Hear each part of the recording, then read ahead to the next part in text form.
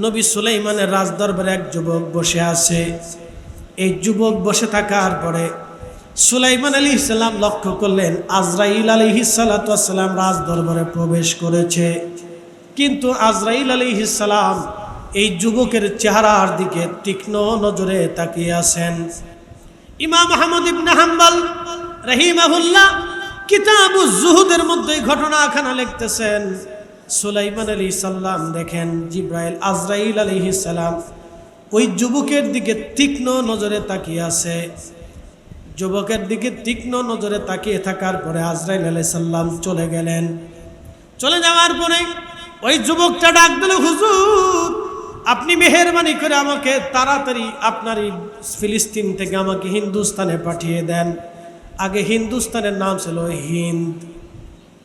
হিন্দু কিন্তু কোনো ধর্ম না, শুনে যান, হিন্দু কোনো ধর্মের নাম না। হিন্দ হলো একটা জনপদের নাম। এই অঞ্চলকে আগে হিন্দ বলা হতো। বাংলাদেশ, পাকিস্তান, ভারত, নেপাল, মায়ানমার, শ্রীলঙ্কা, এই অঞ্চলটাকে আগে হিন্দ বলা হতো, হিন্দ। তো যুবক ডাক দিয়ে বলতেছে, হুজুর আমাকে হিন্দে পাঠিয়ে দেন এই মুহূর্তে। বলে, যুবক রে তুমি হিন্দে যা কি করবা? বলতেছে, হুজুর না আমার ভাল লাগতেছে না, আমি চলে যাব, এইখানে আমার ভয় ভয় লাগে, আপনি দ্রুত গতিতে আমাকে হিন্দে পাঠিয়ে দেন। নবী সুলাইমান আলাইহিস সালাম বাতাসকে ডাক দিয়ে বলেন, বাতাস এই যুবকটাকে তুমি তাড়াতাড়ি হিন্দে পাঠিয়ে দাও। বাতাস যুবকটাকে নিয়ে উড়াল দিয়ে হিন্দুস্তানে যুবককে পাঠিয়ে দিলেন। হিন্দুস্তানে যুবককে পাঠিয়ে দেওয়ার পরে নবী সুলাইমান আলাইহিস সালামের রাজ দরবারে আবার আজরাইল আলাইহিস সালাম ফিরে ফিরে ঘুরে ঘুরে গেলেন। যাওয়ার পরে জিজ্ঞেস করলেন, হে ভাই আজরাইল, আপনি যুবকের দিকে তীক্ষ্ণ নজরে কেন তাকিয়েছিলেন? কোন কারণে যুবকের দিকে আপনি তাকানো ছিলেন? যুবক ডাক দিয়ে সুলাইমান নবী ডাক দিয়ে বললেন, হে আজরাইল, যুবকের দিকে তীক্ষ্ণ নজরে তাকানো ছিলেন কারণ কি? আজরাইল আলাইহিস সালাম বলেন, ওগো নবী সুলাইমান, আমার ডায়েরিতে খাতার ভিতরে তার মৃত্যুটা কিছু সময় পরে লেখা আছে হিন্দুস্তানে, কিন্তু সে বসে আছে ফিলিস্তিনে। সে বসে আছে ফিলিস্তিনে, কিন্তু লেখা আছে হিন্দুস্তানে। ফিলিস্তিন আজকের জমিন না, ফিলিস্তিন আজকের জমিন না। ফিলিস্তিনের বয়স হাজার হাজার হাজার হাজার বছর। বাংলাদেশের থেকে বহু বছর বয়স ফিলিস্তিনের, হাজার হাজার হাজার হাজার বছর ফিলিস্তিনের বয়স। তখন থেকে হাজার হাজার বছর ফিলিস্তিন, একসাথে বলবেন না মারহাবা। আজকে ফিলিস্তিন নাম বাদ দিয়ে লাগাইছে ইসরায়েল। এই রাষ্ট্র পৃথিবীর কোথাও ছিল না কোনোদিন। এটা ক্ষমতার জোরে তৈরি করা হয়েছে, অস্ত্রের জোরে এই রাষ্ট্র তৈরি করা হয়েছে। ফিলিস্তিন রাষ্ট্র হলো অরিজিনাল দেশ। নবী সুলাইমানের রাজধানী ফিলিস্তিন। পৃথিবীর বড় বড় রাজা বাদশাদের রাজধানী ছিল ফিলিস্তিন। হাজার হাজার বছর ধরে, প্রায় ৬,০০০ বছর ধরে চলমান এ শহর। একসাথে জোরে বলবেন আল্লাহু আকবার। সুলাইমান আলাইহিস সালামের আগে বহু বাদশা এই জমিন শাসন করেছে। সুলাইমান আলাইহিস সালামের পরে বহু রাজা বাদশা এই জমিন শাসন করেছে।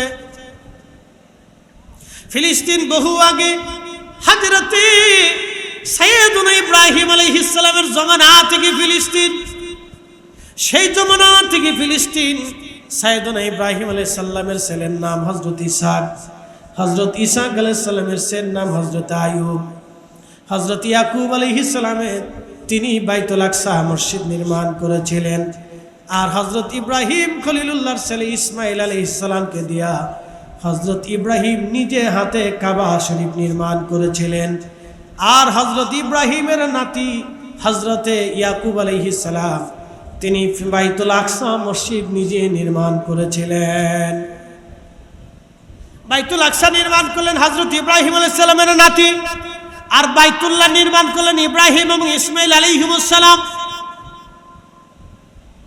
দুইজনে বাইতুল্লাহ নির্মাণ করলেন, আর ইয়াকুব তিনি নির্মাণ করলেন বাইতুল আকসা মসজিদ।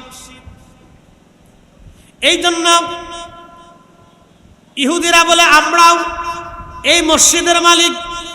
হযরত ঈসা রুহুল্লাহ ওই মসজিদে জন্ম নিয়েছেন, ওই মসজিদে তার মা খাদেমা ছিলেন, হযরত মারিয়াম আলাইহিস সালাম তাহেরা তৈয়বা, তিনি ওই মসজিদের খাদেমা ছিলেন।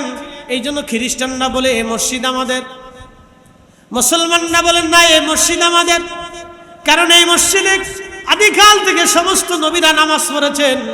একসাথে বলবেন না আল্লাহু আকবার। 70,000 নবী এই মসজিদে নামাজ পড়েছেন।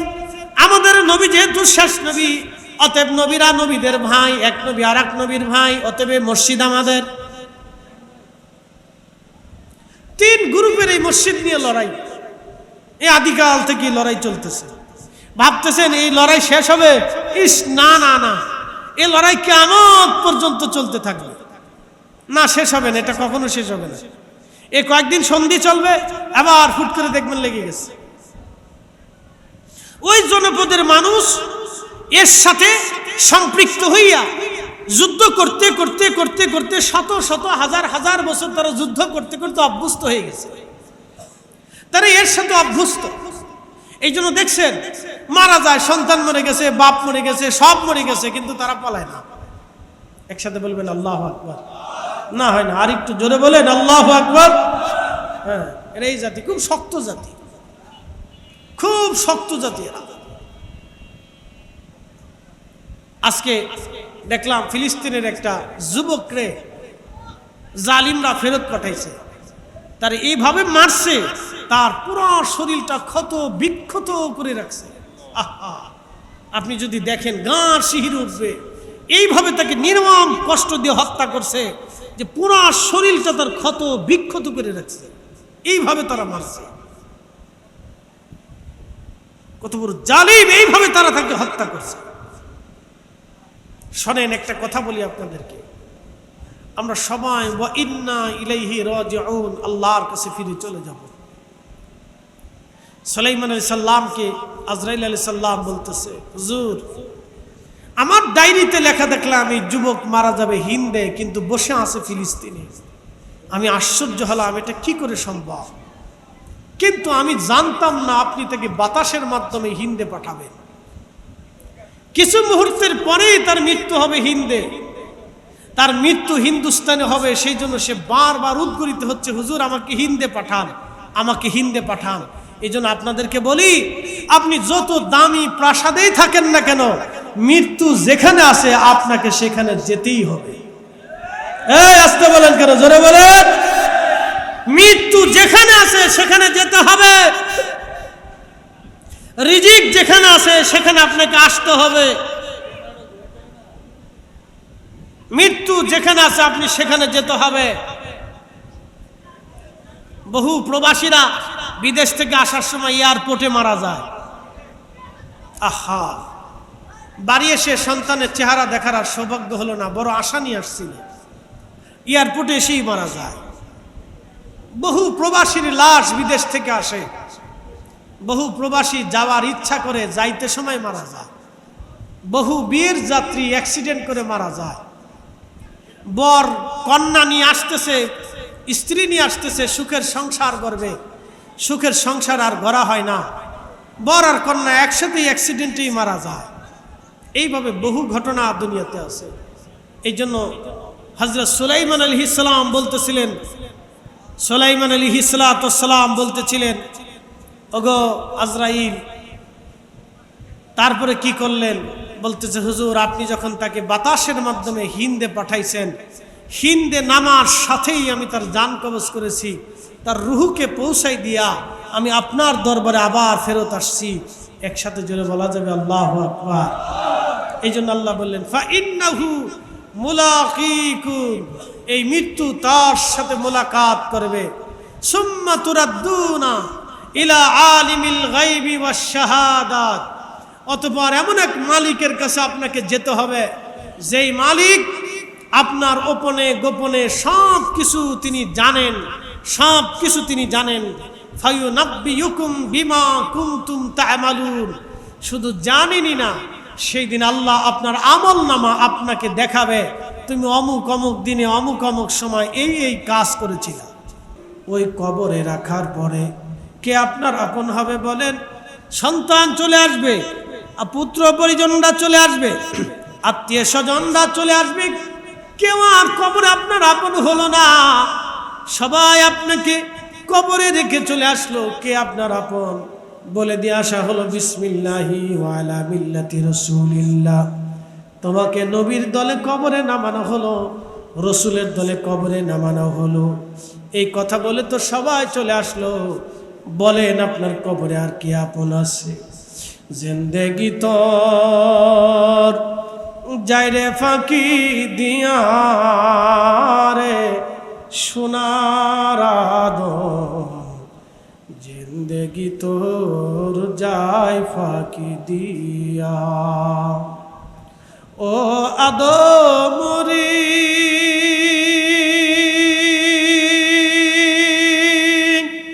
পাক ধরিয়া গেছে দাড়ি, দন্ত মাসে গুটা চারি, সমন জারি গিয়াছে করিয়ারে সোনার আদম, জিন্দেগি তোর যায় ফাঁকি দিয়া। ভাইজান আমার কবরে নামায় দিয়ে চলে আসার পরে সবশেষ ব্যক্তি যখন কবর থেকে চলে যায়, ওই ব্যক্তির 40 কদম পার হওয়ার পরে মুনকার নেকির আপনার কবরে চলে আসবে, প্রশ্ন করার জন্য মুনকার নেকির আসবে। সেদিন উপায় কি হবে? 3টা প্রশ্ন করা হবে। মার রাব্বুকা ওয়া মা দীনুকা মা কুনতা তাকুলু ফি হাক্কি হাদার রাজুল। 3টি প্রশ্ন করা হবে কবরে। কিন্তু আপনাদেরকে একটা ইবাদত আজ বলে দিয়ে যাই, মানুষকে কবর দেওয়ার পরে তাড়াহুড়া করে কবর থেকে চলে আসবেন না। শোনেন, মানুষকে কবর দেওয়ার পরে তাড়াহুড়া করে কবর থেকে চলে আসবেন না। অনেকে দেখা যায় জানাজার নামাজ পড়েই চলে যায়, কবরের কাছে যায় না। কি কথা কর না কেন? বাংলাদেশে 100 মানুষ জানাজা আসলে 80 জন চলে যায়, 20 জনও ঠিক মতো কবরে যায় না। তার আত্মীয় স্বজন, সন্তান সন্ততি, গ্রামবাসীর কিছু লোক থাকে, বাদ বাকি সব চলে যায়। বলে কারণ কি? সময় নাই। উনি জানে না এই জানাজা ওনার একদিন হবে, সেই দিন আর এক মুসলমানের সময় থাকবে না। কথা বলে সময় নাই, অনেক ব্যস্ত, অনেক ব্যস্ত। আপনার বন্ধু আপনাকে কবর দিয়ে তারপরে আপনার ওই চার দোকানে বসে বসে চা খাবে আর বিড়ি খাবে আর খাবে, আহা দোস্ত খুব ভালো ছিল, আজকে দোস্ত কবরে চলে গেলে রে, আহা আহা আহা দোস্ত ভালো ছিল, চা খাবে আর বিড়ি খাবে, আহা দোস্ত খুব ভালো ছিল।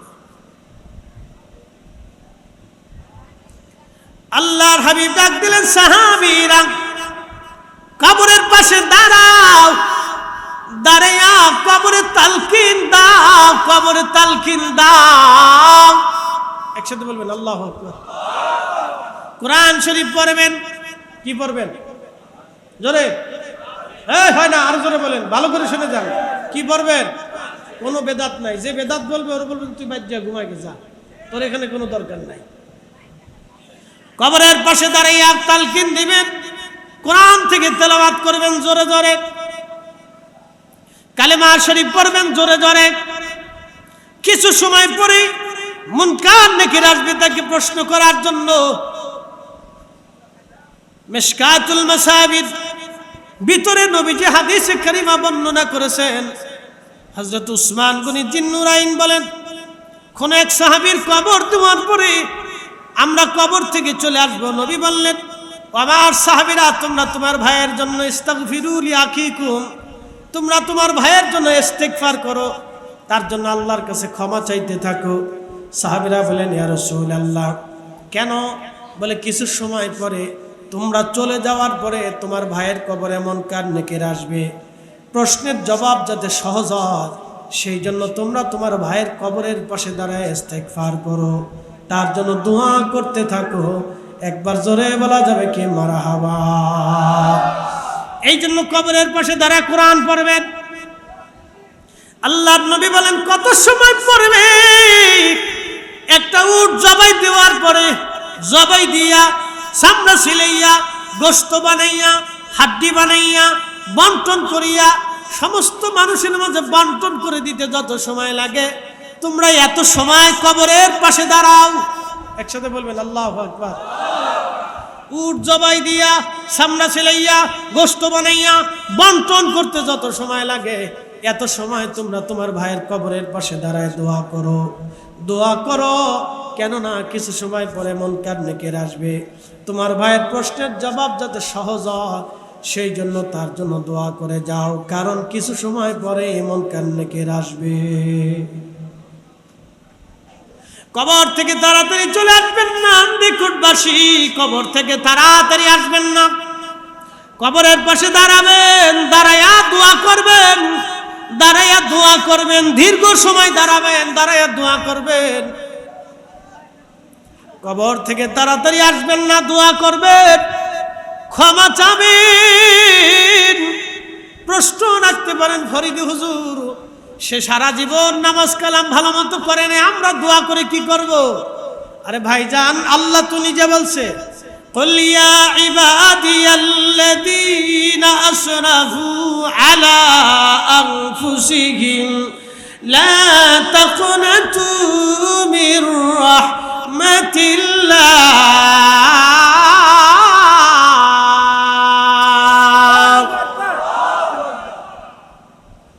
হুজুর আপনি বলে দেন, হে আমার বান্দারা, নফসের সাথে যত জুলুম করো, 7 আসমান গুনাহ দিয়ে ভরে ফেলছো, 7 জমিন গুনাহ করে ভরে ফেলছো, চিন্তা নাই, পেরেশানি নিও না। লা তাকনাতু মির রাহমাতিল্লাহ, আমার রহমত থেকে তুমি নিরাশ হয়ো না, আমার রহমত থেকে তুমি নিরাশ হয়ো না, নিরাশ হয়ো না। একসাথে বলবেন আল্লাহু আকবার। কে বলেছে? রহমত থেকে নিরাশ হতে নিষেধ কে করেছে?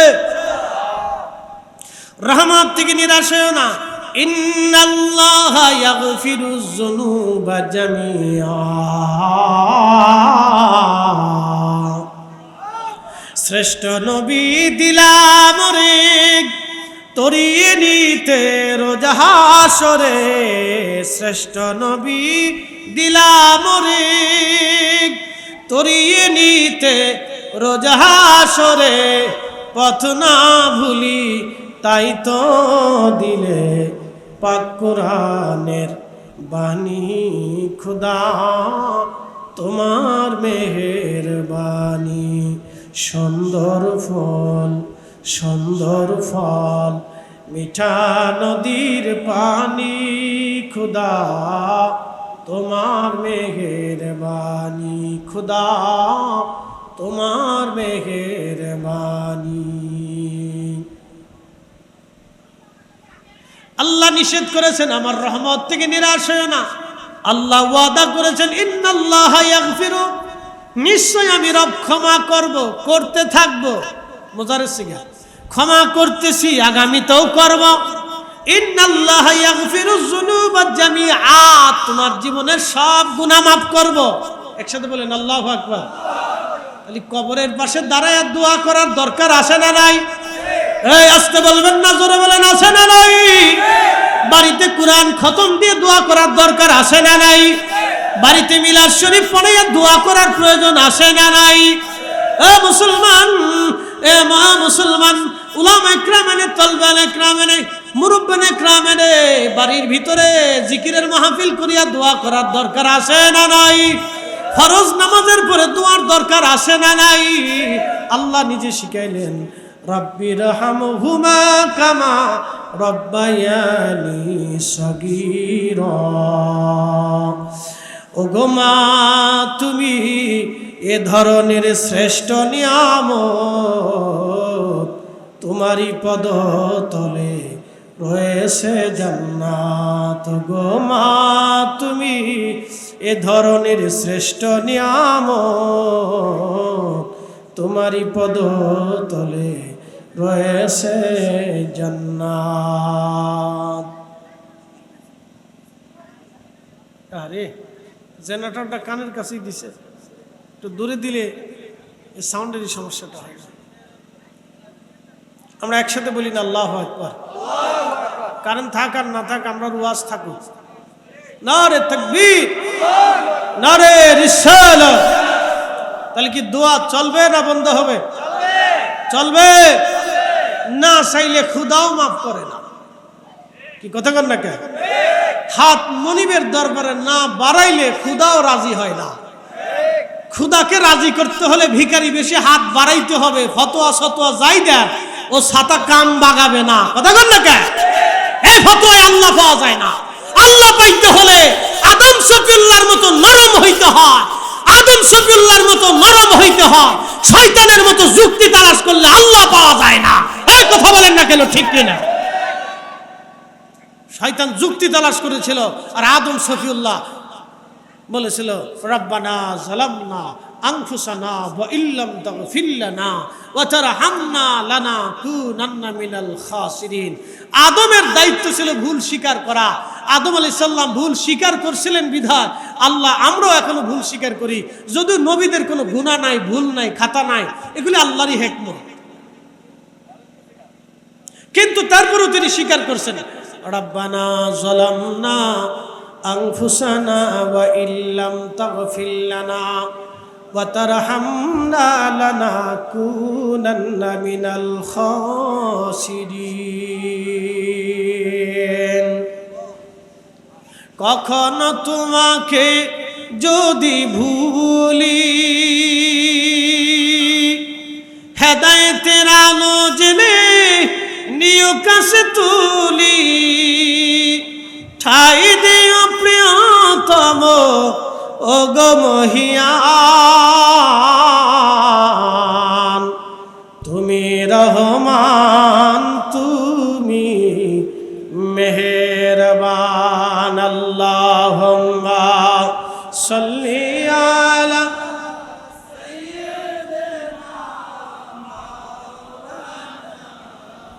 মুহাম্মাদ ওয়ালা আলি সাইয়্যিদিনা।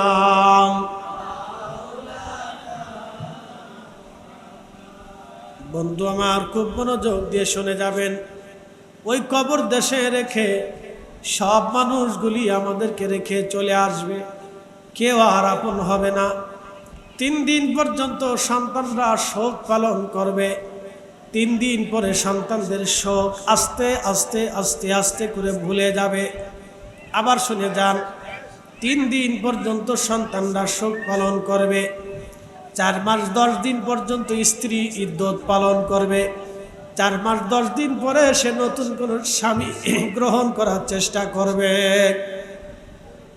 4 মাস 10 দিন পর্যন্ত স্ত্রী ইদ্যত পালন করবে। 4 মাস 10 দিন পরে ওই স্ত্রী অন্য কোথাও স্বামী গ্রহণ করার চেষ্টা করবে। এটাই আমাদের জীবন। বলে হুজুর, বিধবা মহিলারা কেন স্বামী নিবে?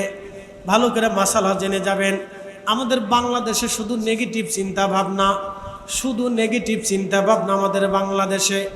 আল্লাহর নবী বললেন, আমার উম্মতেরা তোমরা বিধবাদেরকে বিবাহ করায় দাও।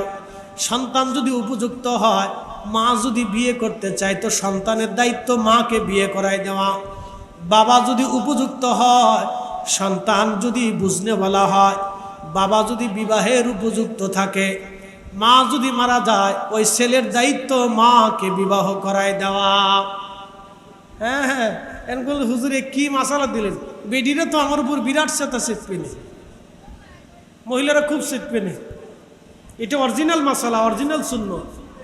এই উম্মত ভুলে গেছে, তো এই উম্মত ভুলে গেছে। এটা অরিজিনাল মাসালা, শুনে যান, এটা অরিজিনাল অরিজিনাল। আল্লাহর নবী বলেন, আমার উম্মতেরা তোমাদের ছেলে মেয়েরা যদি উপযুক্ত হয়, তোমরা তোমাদের সন্তানদেরকে নিজ দায়িত্বে বিবাহ দিয়ে দাও। একসাথে বলুন না মারহাবা। না আরো জোরে বলেন। ছেলে মেয়েরা খুশি হইতেছে যে হুজুরে একটা কাজ করে দিয়ে গেলাম আমরা। ওরা খুশি হইতেছে মনে মনে যে হুজুর কাজ করে দিয়ে গেছে। হ্যাঁ, এটা মাসালা। ছেলে মেয়ে উপযুক্ত হলে যদি বেকারও থাকে তাও বিয়ে করাই দেয়। বলে খাওয়াবে কে? বাপে খাওয়ান, আপনি খাওয়ান, অসুবিধা কি? ছেলে মেয়ে যদি উপযুক্ত হয় বিবাহ বন্ধনে আবদ্ধ করায় দেন, এটা রসুলের তরিকা। আর বাবা মা যদি বয়স্ক থাকে, বিবাহের যদি যোগ্যতা তার থাকে, আপনার বাবা মারা গেছে, আপনার মা যোগ্যতা সম্পন্ন, সন্তানরা অন্য কোনো পুরুষকে মায়ের কাছে দেখতে চায় না। না না, এই মাসালা দিলে হবে না। আপনার মা অন্য কোনো পুরুষের কাছে নিরাপদ হবে যদি আপনার মা স্বামী গ্রহণ করে, তাহলে আপনার মা নিরাপদ হয়ে গেল। আপনার মাকে নিয়ে আপনার আর কোনো চিন্তা থাকবে না, আর আপনিও সুন্দর করে তাকে মেনে নেবেন ভালোবাসা দিয়ে। আল্লাহর নবীর তরিকা এখনো আছে, আরবরা এখনো এইভাবে বিবাহ বন্ধনে আবদ্ধ করায় দেয়। আরবদের ভিতরে সেই প্রচলন এখনো আছে। শুধু নেগেটিভ চিন্তা বাংলাদেশে। যদি কেউ 2 বিয়ে করে, আমাদের বাংলাদেশে কয় লুইসা। আমি বলি না বেটা, তার সামর্থ্য আছে বিদায় 2 বিয়ে করেছে। যার সামর্থ্য আছে সে 4টেও বিয়ে করতে পারে। বিয়ে করা নবীর সুন্নত, বিয়ে করা রসুলের সুন্নত। একবার জোরে বলবেন কি মারহাবা। এই শোনেন, কেউ যদি একাধিক বিয়ে করে সে লুচছে না, তার চরিত্র ভালো। এবার ডরাইতেছেন মনে হয় আপনারা যে হুজুর কোন ফেস না লাগাই দিয়ে গেল। না, অসুবিধা নেই, মাসালা সুন্দর, কিন্তু আমাদের বাংলাদেশের প্রকৃতি আবহাওয়ার ভিতরে এই মাসালা চলে না। বলে কেন? আমাদের দেশের বেডিরা যে মারাত্মক, যে কঠিন অবস্থা, এই মহা বিপদে আমাদের আবু তো আদনান ভাই ঘুরে গেছে। মুসিবত, অনেক বড় মুসিবত। অধিক বিয়ে যে করে তার শান্তি হয় না। বলে কেন? নারী জাতিরা একই ঘরে ভিন্ন স্ত্রী আমাদের বাংলাদেশে মানতে চায় না, ভারতে, বাংলাদেশে, পাকিস্তানে মানতে চায় না। কিন্তু আরবে ওরা দেখে যে ওর দাদা বিয়ে করছে 3টা, ওর বাপ বিয়ে করছে 4টা। পোলা চিন্তা করে আমার আব্বা বিয়ে করছে 4টা, তো আমিও 4টা করবো।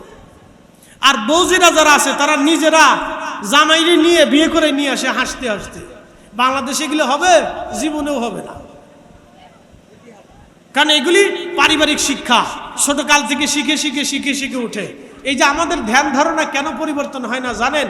আমাদের বাচ্চারা বকাঝকা শিখে কার কাছ থেকে? মার কাছ থেকে শিখে, দাদার কাছ থেকে শিখে, চাচার কাছ থেকে শিখে, গ্রাম থেকে শিখে, বাচ্চাদের থেকে শিখে। বড়ই চুরি করা লাগবে ওখান থেকে বাচ্চাদের থেকে শিখে। এর আমাদের গ্রামের পোলাপান বড়ই চুরি করে, আম চুরি করে, কাঁঠাল চুরি করে। দোস্ত বন্ধুরা একসাথে মিলে বিড়ি টানে। ছোটকাল থেকে বিড়ি না পেলে বিড়ির অবশিষ্ট যেটা থাকে, মানুষ বিড়ি খায় ফেলে দেয়, ওইটা নিয়ে ধরায় ধরে বিড়ি টানে। ওর প্র্যাকটিক্যাল শিক্ষা নিতে থাকে যে কয়েকদিন পরে আমিও বিড়ি খাবো। মনে কিছু নিয়েন না, আমাদের সামাজিক সিস্টেমটা একেবারে ভিন্ন রকম, একবারে আন্দা গান্দা পাসা। এই জন্য আমাদের বাচ্চারা শিখে না কিছু। একটু বড় হইলে কয় বিদেশ চলে যাব। বিদেশ যা কি করবা? বিদেশ যায় অন্য বেটার কামলা দিতে হবে, পায়খানা পেশাব সাফ করতে হবে, এই হোটেল মোটেল মুছতে হবে, পানি সানি আগাই দিতে হবে। অন্য বেটা নিয়ে সোয়া বেতন দিবে না, কাজ করাইয়া তারপরে বেতন দেবে। কি কথা কন না কেন? একটু বড় হইলে বাপে বিদেশে গেছে, আমিও বিদেশ যাবো গা। কালকে 2 ফুলারে জিগেলাম কোন ক্লাসে পড়ো? হুজুর পড়ালেখা ছেড়ে দিছি। আমি বললাম কি করবা? হুজুর বিদেশ যাবো গা। আমাকে মাশাআল্লাহ এই বয়সে বিদেশ যাবো গা, চিন্তা করলা তো বিদেশ যা কি করবা? বিদেশ যায় তো কামলাই দিত, বিদেশ যায় তো কাজ করে খাইত। এই জন্য চিন্তা চেতনা মগজে ধার ধরছে, ওটার উপর আমরা বসে রয়েছি। মনে কিছু নিয়েন না, এগুলো আমি বাস্তব থেকে আপনাদেরকে শিখাইলাম। এখন বলেন দোয়া কি চলবে না বন্ধ হবে? না না, একসাথে বলেন চলবে না বন্ধ হবে। আবার বেদাতের ভয়ে দোয়া ছেড়ে দিয়ে না, সর্বনাশ হয়ে যাবে। বেদাতের ভয়ে দোয়া ছেড়েন না, কোনো বেদাত নেই। দোয়া বেদাত না, দোয়া ইবাদত। আল্লাহ রাসূল বলেছেন আদ-দুআউ ওয়াল ইবাদা। সুনানু আবু দাউদ কিতাবুত তাফাসিরের ভিতরে এসেছে, দুঃখিত আবু দাওয়ার ভিতরে এসেছে। নবীজি বলেছেন আদ-দুআউ ওয়াল ইবাদা, দোয়া হচ্ছে ইবাদতের মধ্যে অন্যতম ইবাদত। নবী বলছে দোয়া ইবাদত, নবী বলছেন দোয়া ইবাদত। আমরা মানি দোয়া ইবাদত, কথা বলেন ঠিক কিনা? রাসূল বলছে দোয়া ইবাদত, আমরাও মানি ইবাদত। যেখানে ইবাদত আছে সেখানে আমরা আছি, যেখানে ইবাদত নাই সেখানে আমরা নাই। হিসাব সহজ, আল্লাহ ওয়াজ করছে فَمَن يَعْمَلْ مِثْقَالَ ذَرَّةٍ خَيْرًا يَرَهُ। অনুপরিমাণ যদি নেকের কাজ তুমি করো তাহলে তুমি বেনিফিট পেয়ে যাবা। অনুপরিমাণ নেকের কাজ যদি তুমি করো তারপরও তুমি বেনিফিট পাবা, প্রতিদান পেয়ে যাবা। এবং অনুপরিমাণ যদি খারাপ কাজ করো তারও প্রতিদান তুমি পেয়ে যাবা। এই জন্য আমাদের ওয়াজ হলো, নেকি আছে যেখানে, আমরা আছি সেখানে। নেকের কাজ অল্প হোক ছাড়ব না, গুনার কাজ অল্প হোক করব না। আবার শুনে যান, فَمَن يَعْمَلْ مِثْقَالَ ذَرَّةٍ خَيْرًا يَرَهُ وَمَن يَعْمَلْ مِثْقَالَ ذَرَّةٍ شَرًّا يَرَهُ। এই আয়াতের মর্ম কবিতার ছন্দে বলে দিয়ে যাচ্ছি। নেকের কাজ যত ছোট হোক ছাড়ব না, গুনার কাজ যত ছোট হোক করব না। আবার বলি, নেকের কাজ যত ছোট হোক ছাড়ব না, গুনার কাজ যত ছোট হোক করব না। অতএব মিলাদ কিয়াম নেকের কাজ ছাড়ব না, দোয়া দুরুদ নেকের কাজ ছাড়ব না, মিলাদ মাহফিল নেকের কাজ ছাড়ব না, কোরআন খতম নেকের কাজ ছাড়ব না, নামাজের পরে দোয়া নেকের কাজ ছাড়ব না, ফাতিহা দিয়া মধ্যেখানের জন্য দোয়া করা নেকের কাজ ছাড়ব না। কি কথা কন না কেন? নেকের কাজ ছাড়ব, যারা বলেন নেকের কাজ যত ছোট হোক ছাড়ব, নেকের কাজ যত ছোট হোক ছাড়ব, গুনার কাজ যত ছোট হোক করব। স্লোগান আল্লাহর কোরআন থেকে শিখিয়ে দিলাম, কোরআন থেকে শিখিয়ে দিলাম। একবার দুরুদ পড়লে 10টা নেকি হয়, 10টা গুনাহ মাফ হয়। তো দুরুদ ছাড়বো কে? একবার একটা হরফ কোরআনের তেলাওয়াত করলে 10টা নেকি হয়, তো আমি ছাড়বো কে? দুয়ায় বসলে ইবাদত হয়, নেকি হয়, গুনাহ মাফ হয়, তা আমি ছাড়বো কে? আপনি ফতোয়া দিলে আমি ছাড়বো নাকি? কি কথা কন না? আপনি বললেই ছাড়বো নাকি? আল্লাহ নিজে বলছেন নেকের কাজ অল্প হোক ছাইরো না, গুনার কাজ অল্প হোক কইরো না। তা আমরা নেকের কাজ অল্প হলেও ছাড়বো না, গুনার কাজ অল্প হলেও করবো না। আল্লাহ তৌফিক দিক জোরে বলে না। মনে রেখেন, হিসাব সহজ, বরাবর হিসাব, কোরআনের হিসাবে হিসাব খুশি দিলাম। কোরআনের আয়াতকে উল্টাইতে হলে কোরআনের আয়াত দিয়ে উল্টাইতে হবে, কোরআনের দলিলকে খণ্ডন করতে হলে কোরআনের আয়াত দিয়ে দলিল দিয়ে খণ্ডন করতে হবে। অন্য কোন দলিল মন করা যুক্তি দিয়ে চলবে না, কোরআনের আয়াত দিয়ে যুক্তি দিতে হবে, দলিল দিতে হবে। প্রিয় উপস্থিতি হাজিরিন, বেশি লম্বা করব না, আপনাদেরকে এবার নিয়ে চলে যায় কবর। কতদিন পর্যন্ত কবরে থাকবেন? আন্দিকুটবাসী কিয়ামত পর্যন্ত কবরে থাকবেন। এরপরে আল্লাহ বললেন, ওয়া ইদাল কুবুরু বুসিরাত, কবর উদ্দোলিত হবে। কবর থেকে মানুষেরা দৌড়ায় দৌড়ে আল্লাহর দিকে যেতে থাকবে। তখন কোনো পোশাক থাকবে না, হাজার হাজার কোটি টাকার মালিকের কোনো সঙ্গী থাকবে না, দুনিয়া জোড়া বাদশাদের কোনো সঙ্গী থাকবে না। বাজান রে, বাংলাদেশের প্রধানমন্ত্রী, রাষ্ট্রপতি, প্রধান সেনাপতি, প্রধান বিচারপতি, প্রধান উপদেষ্টা যাই কর না কেন, আতা ছাতা লেতা খাতা, দুনিয়ার গরিব মিসকিন সহায় সম্বলহীন যা কিছু বলেন না কেন, জালেম আটপার বাটপার সিটার, আলেম জালেম পীর মাশেক বুজুর্গ, সেই দিন সবার কাপড় বস্ত্রহীন অবস্থায় থাকবে। সেই দিন কারো পরনে কোনো বস্ত্র থাকবে না, সবাই দৌড়াইতে থাকবে আল্লাহর দিকে। আমার আল্লাহ রাব্বুল আলামিন বললেন, আমার বান্দারা সব আমি আল্লাহর দিকে দৌড়াইতে থাকবে। মালিক ইয়াউমিদ্দিন, আমি সেই দিন হব বিচার দিনের মালিক। আমি রব্বুল আলামিন সেই দিন বিচার দিনের মালিক হয়ে যাব। আল্লাহ রসুল বললেন, সূর্যটা মাথা বরাবর থাকবে, মাত্র 1.5 থেকে 2 মাইল উপরে। বর্তমান যে সূর্য, এই সূর্য থেকে 70 গুণ বেশি তাজাল্লি হবে। বর্তমান যে সূর্যটা, এই সূর্যটার তাপমাত্রা হলো 200 কোটি ডিগ্রি সেলসিয়াস। কিয়ামতের ময়দানে এই সূর্যটার আরো 70 গুণ হবে। এবার 70 দিয়ে 200 কোটি ডিগ্রি সেলসিয়াস তাপমাত্রাকে গণন করে দেখেন, আপনার কম্পিউটার ল্যাপটপে পর্যন্ত জায়গা হবে না, এই পরিমাণ উত্তপ্ত হবে। কিন্তু কিয়ামতের মাঠের মানুষ পুড়িয়ে জ্বলে ঝলসে যাবে না। সূর্যের উত্তাপ এত ভয়াবহ হবে, আরবে যদি কখনো মরুভূমির ভিতরে যান, দেখবেন মরুভূমির গরমটা এমনভাবে শুকনা, আপনি একবারে পুড়ে জ্বলে ঝলসে যাবেন না। কিন্তু সূর্যের তাপমাত্রার কারণে আপনার কলিজার ভিতর থেকে শুকায় শুকায় আসতে থাকবে। এই জন্য যারা হজে যায়, আরাফাতের মাঠ থেকে যারা হাঁটতে শুরু করে, আরাফাতের মাঠ থেকে হাঁটা শুরু করলাম মাগরিবের নামাজ ছাড়া। আরাফাতের মাঠে মাগরিবের নামাজ পড়া লাগে না, জোহর আর আসরের নামাজ এক জামাতে একসাথে পড়তে হয়। মাগরিবের সময় আরাফাত থেকে রওনা দিয়ে মুজদালিফায় আসা লাগে হেঁটে হেঁটে। যদি অনেকে গাড়ি ব্যবহার করে, আমি গাড়ি ব্যবহার করি না, আমরা হেঁটে হেঁটে রওনা দিলাম। হাঁটতেছিলাম, পানি খাইতেছিলাম, রাস্তার দুই পাশ দিয়ে পানির ব্যবস্থা করা আছে।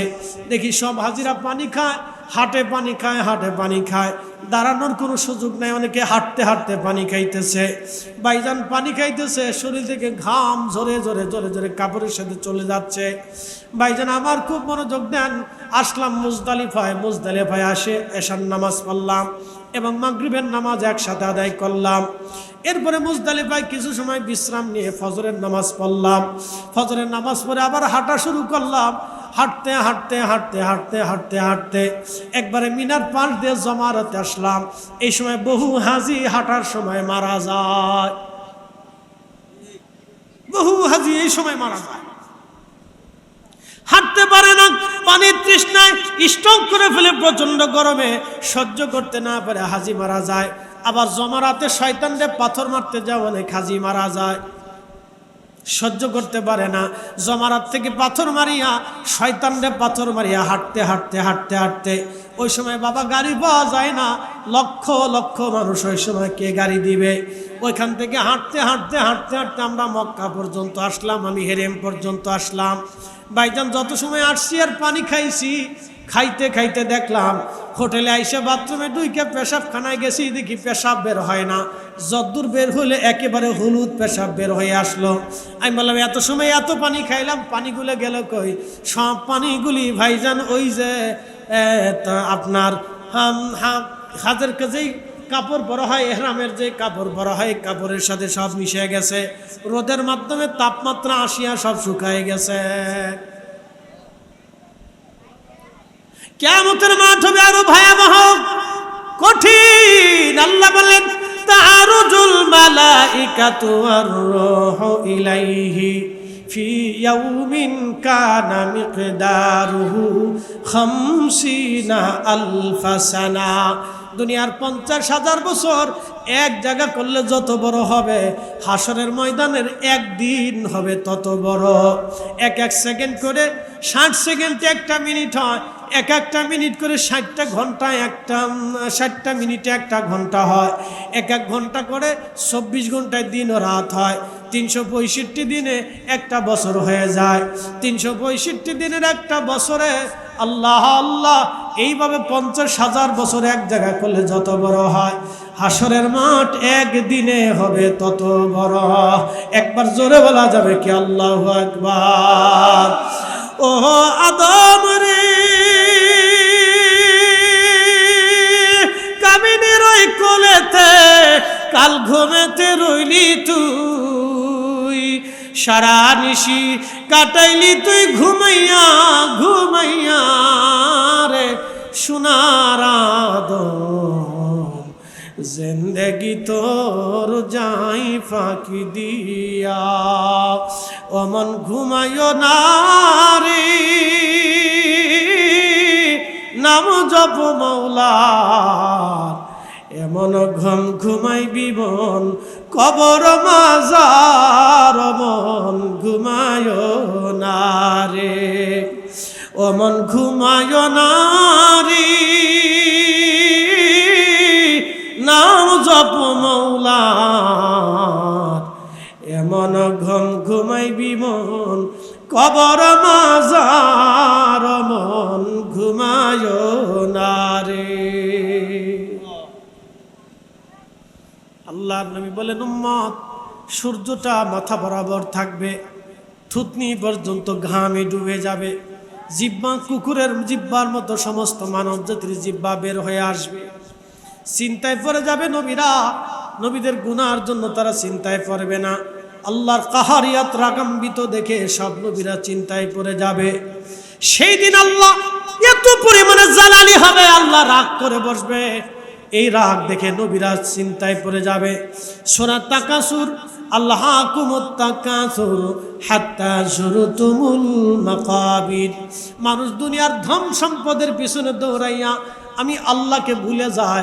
আল্লাহ বলেন কত সময় ভুলে থাকে, হাত্তা যুরতুমুল মাকাবির, কবর পর্যন্ত তারা ভুলে থাকে। বন্ধু, ওই সূরাটাকে সূরা তাফসীরের মধ্যে এসেছে, আল্লাহ রাসূল বলতেছেন কিয়ামতের মাঠে সমস্ত নবীদের কপালের চামড়াগুলি ভাঁজ পড়ে যাবে পেরেশানিতে, যে আল্লাহকে কেমনে খুশি করা যায়। নবীদের কোনো ভুল নাই, গুনাহ নাই, গুনার কারণে তারা পেরেশানি হবে না, কারণ তারা মাসুম বেগুনাহ। তারা আল্লাহকে খুশি করার জন্য চিন্তায় পড়ে যাবে। আল্লাহর কাহারিয়ত দেখে সবাই চিন্তিত, সব মানব জাতি হযরত আদম সফিউল্লাহর কাছে যাবে, সব মানব জাতি আদম সফিউল্লাহর কাছে যাবে। আদম বলবে যাও, আমি গন্ধম খাইছিলাম, চিন্তায় আছি, তোমরা অন্য কোথাও চলে যাও। সবাই ইব্রাহিম খলিলুল্লাহর কাছে আসবে, তিনি বলবে যাও, তোমরা অন্য কোথায় চলে যাও। সবাই মুসা কালিমুল্লাহর কাছে আসবে, তিনি বলবেন যাও, তুমি অন্য কোথায় চলে যাও, আজকে আমি চিন্তায় আছি। হযরত ঈসা রুহুল্লাহর কাছে আসবে, ঈসা রুহুল্লাহ ডাক দিয়ে বলবে দাউদ আলাইহিস সালামের কাছে যাবে, দাউদ আলাইহিস সালাম বলবে অন্য কোথাও যা, আজকে আমি সম্ভব না। ঈসা রুহুল্লাহ বলবে ও দুনিয়ার হাসরবাসী, তোমরা যার কাছে যাও আজকে কোনো কাজ হবে না। আমি ঈসা রুহুল্লাহ দুনিয়ার জিন্দা থাকা অবস্থায় এমন একজন নবীর নবুয়াতি নিয়া, এমন একজন নবীর উম্মত হয়ে আমি দুনিয়াতে গিয়েছিলাম, আবার পুনরায় কিয়ামতের আগে তোমরা যদি ওই নবীর কাছে যেতে পারো, আজকে ওই নবী ছাড়া আল্লাহকে কেউ খুশি করতে পারবে না। এই জন্য আমার নবী হলেন আসা আইয়া বাসাকা মাকামাম মাহমুদা, আমার নবীজিকে আল্লাহ মাকামে মাহমুদ দিয়েছে। সাহাবীরা বলেন ইয়া রাসূলুল্লাহ, মাকামে মাহমুদ কি? আল্লাহ বলেন ওয়ালা সাউফা ইউতিকা ফাতারদা, আমি আল্লাহ আপনাকে অচিরেই খুশি করব, রাজি করব। সাহাবীরা ডাক দিয়ে বলেন ইয়া রাসূলুল্লাহ, আপনাকে কখন খুশি করা হবে? আল্লাহর নবী ডাক দিয়ে বলেন সাহাবীরা রে, কিয়ামতের ময়দানে আমি আমার উম্মত যাকে খুশি জান্নাতে নিয়ে যাব। আমি আমার উম্মতের উপরে খুশি হইলে আল্লাহ খুশি হয়ে যাবে। আমার একটা উম্মত জাহান্নামে থাকা অবস্থায় আমি নবী জান্নাতে যাব না। একবার চিৎকার মেরে জোরে বলেন না ইয়া রাসূলুল্লাহ। কি বুঝলেন? ওই নবীর দল করে যান, ওই রসুলের দল করে যান, ও নবীর আদর্শ কলিজায় ধারণ করেন, ও রসুলের আদর্শ নিজের জীবনে ধারণ করেন, ও নবীর সুন্নতের রঙে নিজেকে রাঙিয়ে দেন। কঠিন হাসরের মাঠে সমস্ত মানুষ জাতি আমার নবীর সামনে দাঁড়ায় দাঁড়ায় কাঁদবে। আল্লাহর নবীর সহ্য হবে না, দাঁড়াও উম্মত, কাঁদবা না, আমি এখনই আমার রবের দরবারে যাইতেছি। আল্লাহর নবী একটা দৌড় মারবে, দৌড় দিয়ে আরশে মুআল্লা খুদার কুদরতি কদমের সামনে সেজদার মধ্যে পড়ে কাঁদবে, ইয়া রব হাবলি উম্মতি, ইয়া রব হাবলি উম্মতি, ইয়া রব হাবলি উম্মতি। আল্লাহ আমার উম্মতের গতি কি, আমার উম্মতের উপায় কি হবে গো আল্লাহ? আল্লাহ ডাক দেয়া বলবে হাবিব আপনি কি জন্য কাঁদেন গো নবীজি? আল্লাহর নবী ডাক দেয়া বলবে আল্লাহ আমি আমার উম্মতের মায়ায় পেরেশানির জন্য কান্দি। তখন আল্লাহ ডাক দিবে হাবিব আপনি মাথা উঠান, আর কাঁদবেন না। আমি আল্লাহ ওয়াদা করেছিলাম আপনাকে মাকামে মাহমুদ ওয়ালা বানাবো, আমি আল্লাহ ওয়াদা করেছিলাম আপনাকে আজকে খুশি করব। বন্ধু, কাদার জন্য আপনাকে হাসরে আনি নাই, আপনি আজকে মাথা উঠান। হাসরবাসী আজকে দেখুক আপনার শান, আপনার মর্যাদা হাসরবাসীরা দেখে যাক। হুজুর আমি আল্লাহ আপনাকে ইজাজত দিলাম, আপনি যাকে খুশি তাকে নিয়ে আল্লাহর জান্নাতে চলে যান। একসাথে জোরে বলেন আল্লাহু আকবার। না হয় না, আরো জোরে বলেন আল্লাহু আকবার। খুশি না বেজার? জোরে বলেন খুশি না বেজার? তিনি রাহমাতুল লিল আলামিন। রাসূলের দল করে যান, নবীর দলে থেকে যান, নবীর দলে থাকেন। মেহেশ্বরে আপনি কাউকে খুঁজে পাবেন না। আল্লাহর নবী বলেন উম্মতরে তিন জায়গায় মা সন্তান পাবে না, সন্তান মা পাবে না, বাবা সন্তান পাবে না, সন্তান বাবা পাবে না, দাদা দাদি পাবে না, নানা নানি পাবে না, কেউ কারো খোঁজ নেবে না, কেউ কারো পরিচয় দিবে না, আত্মীয় স্বজনের পরিচয় থাকবে না, ভাই ভাইয়ের পরিচয় থাকবে না। সাহাবীরা বলল হুজুর ওই 3 জায়গা কোন জায়গা? নবীজি জবাব দিলেন সাহাবীরা রে, প্রথম নাম্বার হলো প্রথম নাম্বার হচ্ছে মিজানের পাল্লা, যখন গুনাহ আর নেকি ওজন করা হবে, এই সময় মা সন্তান বলে যাবে, সন্তান মা বলে যাবে, বাবা মা বলে যাবে, স্বামী স্ত্রী বলবে, স্ত্রী স্বামী বলে যাবে, কেউ কারো চেহারার দিকে তাকাবে না, সবাই চিন্তায় থাকবে, না জানি রে আজকে আমার কি উপায় হয়, আজকে আমার কি উপায় হয়। আল্লাহর নবী ডাক দেয়া বলেন সাহাবীরা রে, সবাই তোমাকে ভুলে গেল, আমি নবী তোমাকে ভুলবো না। আমি নবী মিজানের পাল্লার বসে দাঁড়িয়ে থাকবো, আমার উম্মতের গুনার পাল্লা যখন ভারী হয়ে যাবে, আমি নবীজি কালেমা শরীফ আমার উম্মতের নেকের পাল্লার উপরে দিয়ে দিব, সাথে সাথে আমার কারণে আমার উম্মতের নেকের পাল্লা আমার আল্লাহ ভারী বানায়া দেবে, একটা জবান বন্ধ থাকবে না। চিৎকার মেরে জোরে বলেন আল্লাহু আকবার। আপনারা খুশি না বেজার? তাহলে নবীর দল করা লাগবে, নবীর দল। কি কথা কর না কে? ওই নবীর দলের নাম কি? ওই নবীর দলের নাম আহলে সুন্নাত ওয়াল জামাত। ওই নবীর দলের নাম আহলে সুন্নাত ওয়াল জামাত।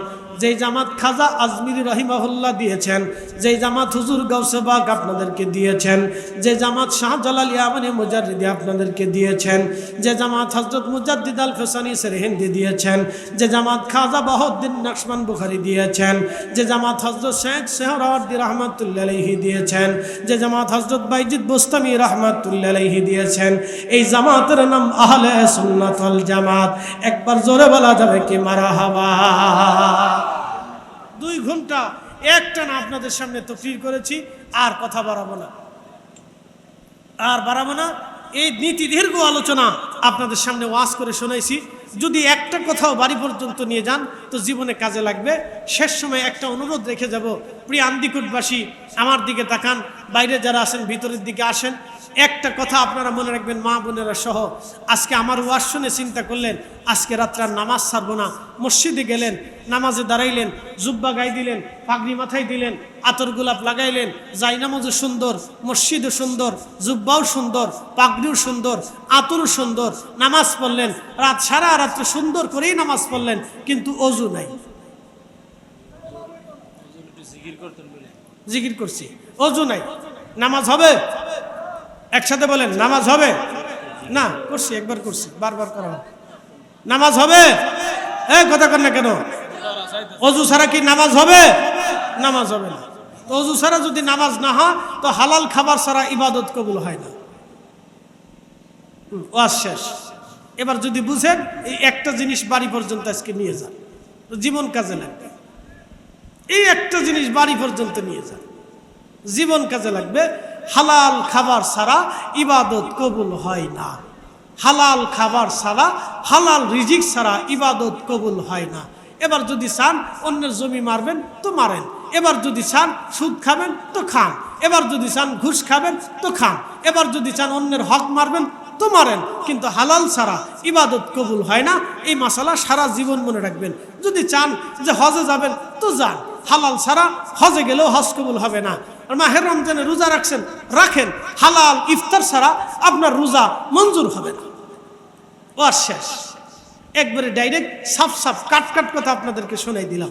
যদি বুঝেন তাহলে লাস্টের আমার একটা কথা বাড়ি পর্যন্ত নিয়ে যাবেন, সারা জিন্দিগি কাজে লাগবে। দিন শেষে একবারও যদি আল্লাহ বলে ডাক দেন তো উহুদ পরিমাণ হয়ে যাবে। দিন শেষে একবারও যদি আল্লাহকে সেজদা দেন তো উহুদ পরিমাণে হবে। বলে কারণ কি? আপনার খাবারে ভেজাল নাই, পোশাকে ভেজাল নাই, রক্তে ভেজাল নাই, কলিজায় ভেজাল নাই, পানিতে ভেজাল নাই, চোখে ভেজাল নাই, কানে ভেজাল নাই, দেহে ভেজাল নাই। একসাথে বলবেন আল্লাহু আকবার।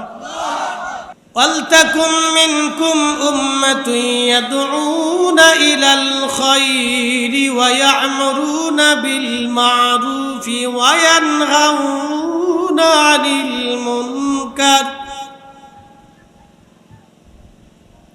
আমার বান্দাদের ভিতরে এক জমাত বান্দা থাকবে কিয়ামত পর্যন্ত, যারা মানুষদেরকে আল্লাহর দিকে, ভালো কাজের দিকে ডাকবে, খারাপ কাজ থেকে ফিরিয়ে রাখবে। কিয়ামত পর্যন্ত থাকবে। তাদের সম্পর্কে আল্লাহ বললেন, খায়রা উম্মাতিন উখরিজাত লিন নাসি তা'মুরুনা বিল মা'রুফি ওয়া তানহাউনা আনিল মুনকার খায়রা উম্মাতিন উখরিজাত লিন-নাস।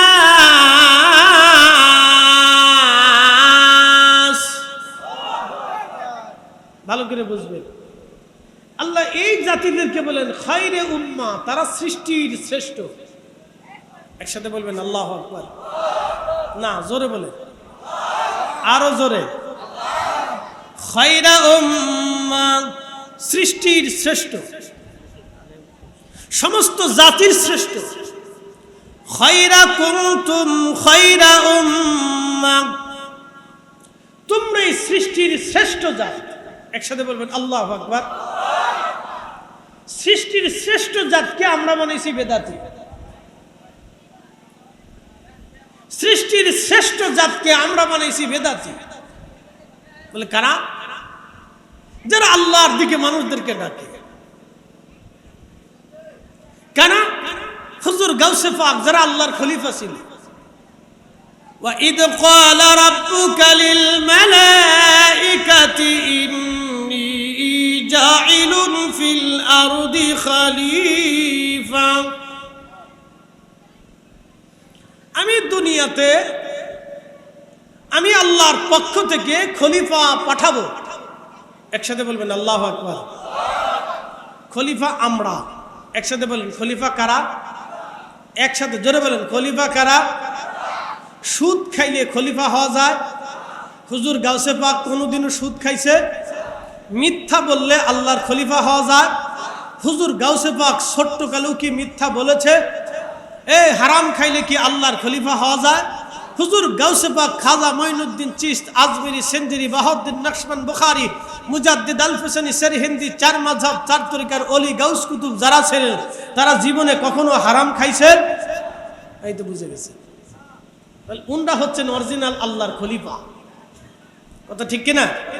উনরা অরিজিনাল আল্লাহর মনোনীত খলিফা।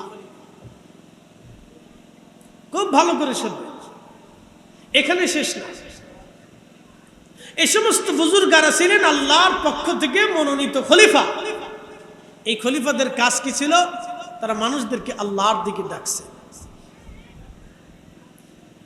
প্রিয় উপস্থিতি, খুবই মনোযোগের সাথে কথাগুলি শুনবেন। একদিন আমরা এইভাবে ডাকি, আমরা ডাকার জন্য বসে আছি।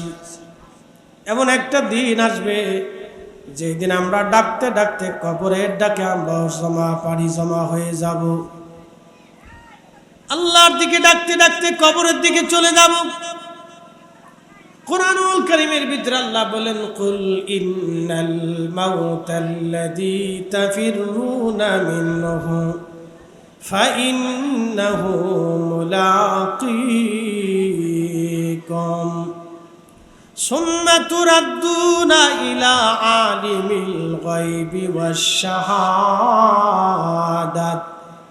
ফায়ুনাব্বিউকুম বিমা কুনতুম তা'মালুন। কখনো তোমাকে যদি ভুলি, কখনো তোমাকে যদি ভুলি, হেদায়েতের আলো জেনে নিও কাছে তুলি। কখনো তোমাকে যদি ভুলি, হেদায়েতের আলো জেনে নিও কাছে তুলি। ঠাই দিও প্রিয়তম ওগো মহিয়ান, তুমি রহমান, তুমি মেহেরবান। অন্ধ গাহে না শুধু তোমারি গুণগান, অন্ধ গাহে না শুধু তোমারি গুণগান। বুঝেও বুঝে না তবু শান, তুমি রহমান, তুমি মেহেরবান।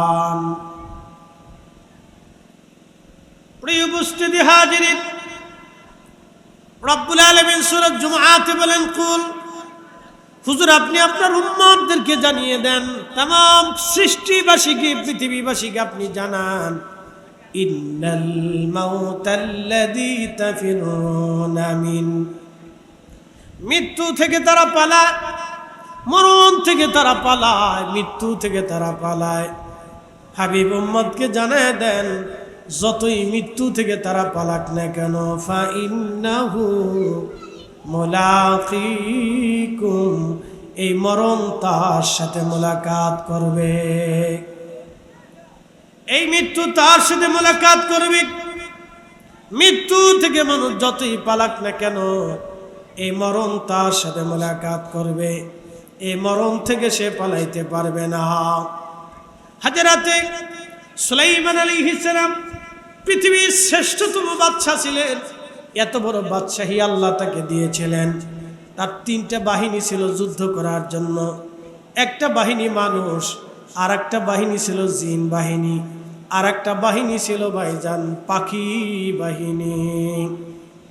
মানুষ বাহিনী, এই মানুষেরা নবী সুলাইমান আলাইহিস সালামের পক্ষে লক্ষ লক্ষ সৈন্যরা যুদ্ধ করত। মানুষদেরকে প্রোটেক্ট দেওয়ার জন্য জিন বাহিনীর সাথে থাকতো। বিরাট বড় লক্ষ লক্ষ জিনেরা সুলাইমান আলাইহিস সালামের পক্ষ নিয়ে যুদ্ধ করত।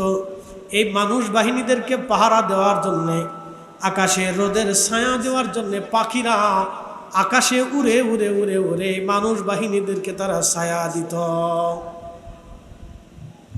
এই পাখিদের যিনি লিডার, তিনি হুদহুদ।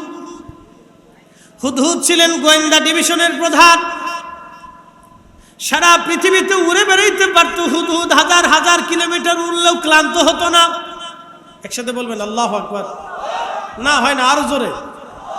হাজার হাজার কিলোমিটার উড়লেও হুদহুদ কখনো ক্লান্ত হতো না। এক উড়ালে হাজার হাজার কিলোমিটার উড়ে যেতে পারত হুদহুদ। এই হুদহুদের একটা চোখের পাটা পাওয়ার ছিল। হুদহুদ মানুষের মতো কথা বলতে পারত। হুদহুদ গোয়েন্দা ডিভিশনের প্রধান। এই হুদহুদের চোখের রাডারের একটা পাওয়ার ছিল।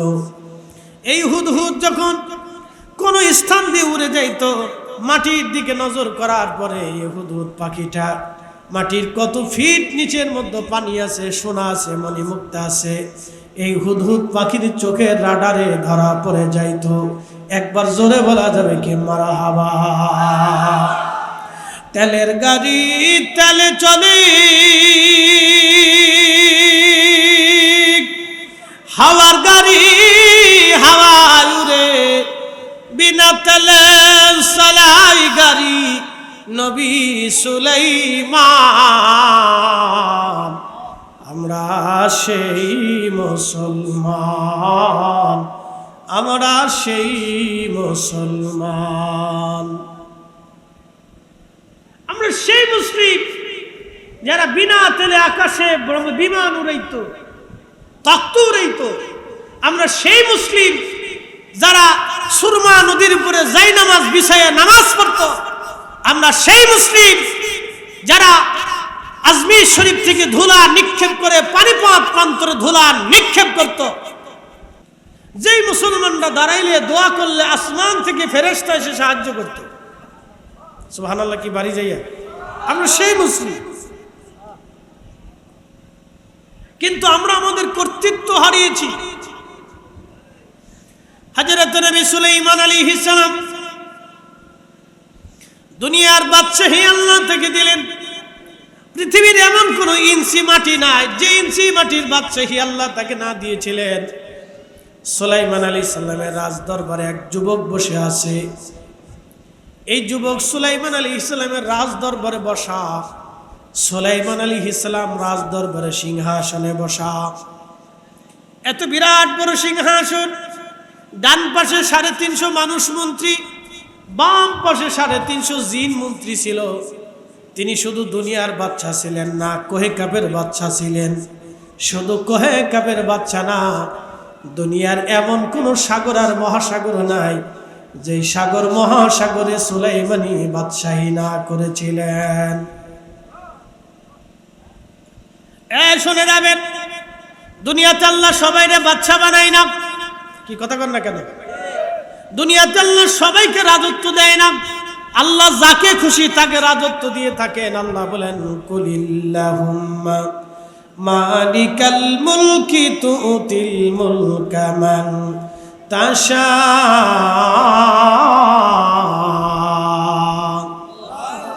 এই আমার দিকে তাকান।